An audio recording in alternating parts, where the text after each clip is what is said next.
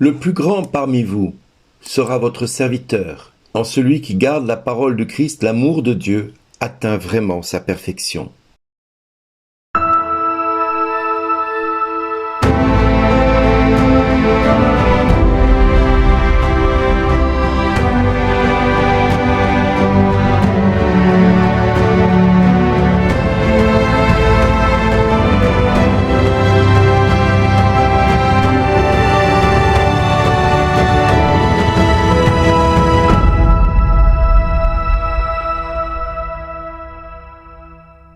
Aujourd'hui, le message vous est adressé par Bernard Dille. Bonjour les amis, aujourd'hui nous fêtons Saint Augustin qui est le fils de Sainte Monique que nous avons fêté hier. Ce fut l'un des saints le plus grand penseur et théologien des premiers siècles de l'Église. Il fut nommé docteur de l'Église.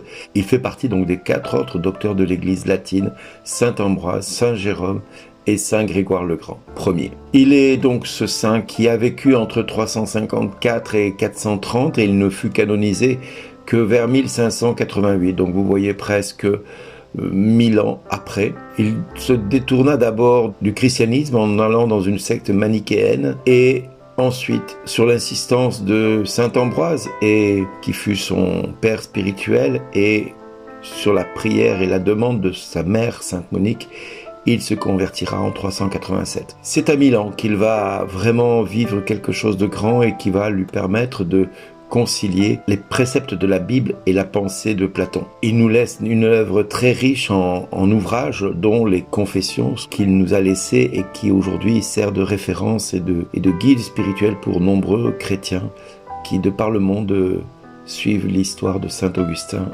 et la tradition qu'il nous a laissée. Ces écrits nous fournissent une solide fondation doctrinale, comme la grâce, la création, les sacrements, ainsi qu'une condamnation sur les hérésies. Et lui qui a fait partie de la secte du manichéisme ne peut que très bien dénoncer celle-ci. Après avoir vu les failles de celle-ci en interne, il pourra également dénoncer les hérésies du donatisme et du pélagianisme, qui sont des sectes qui firent des ravages au début de l'ère chrétienne.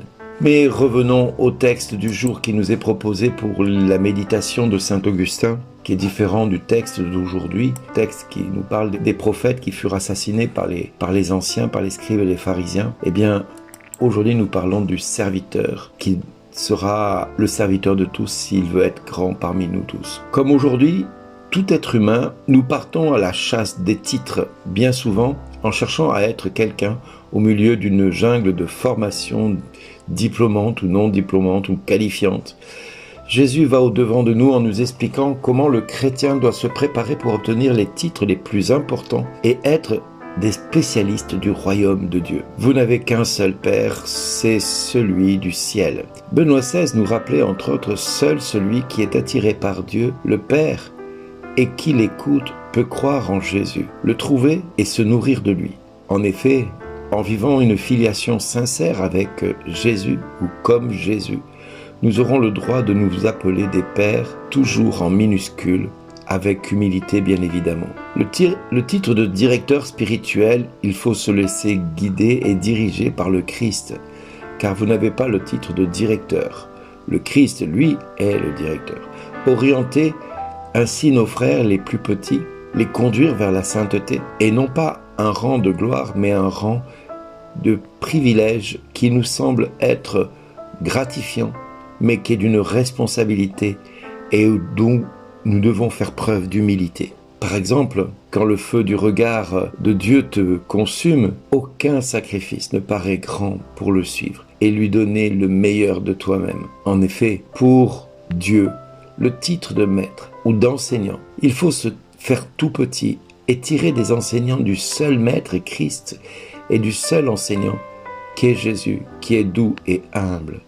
La seule condition par conséquent pour être et pour bénéficier le titre de maître ou d'enseignant est celui de l'humilité, car quiconque s'élève sera abaissé et quiconque se rabaisse sera élevé. De toute manière, c'est celui qui se spécialise en servant par amour son frère, sa sœur, comme le fit notre maître à tous, qui reçoit le doctorat suprême, on va dire, le titre de docteur suprême, comme saint Augustin. le plus grand parmi vous sera votre serviteur, voire votre esclave. Saint Augustin nous enseigne, plus vous serez humble, plus vous serez grand. Nous fêtons donc aujourd'hui ce saint qui nous pousse à l'humilité.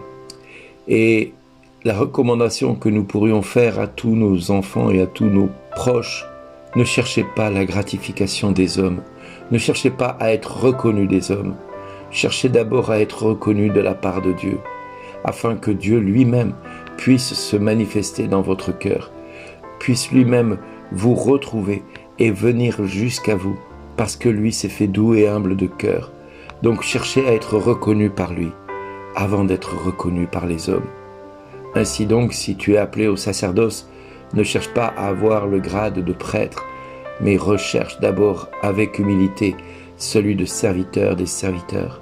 Fais-toi esclave des plus petits, rends-toi utile aux plus humbles, afin d'être toi-même esclave de ces humbles personnes pour pouvoir être reconnu devant Dieu.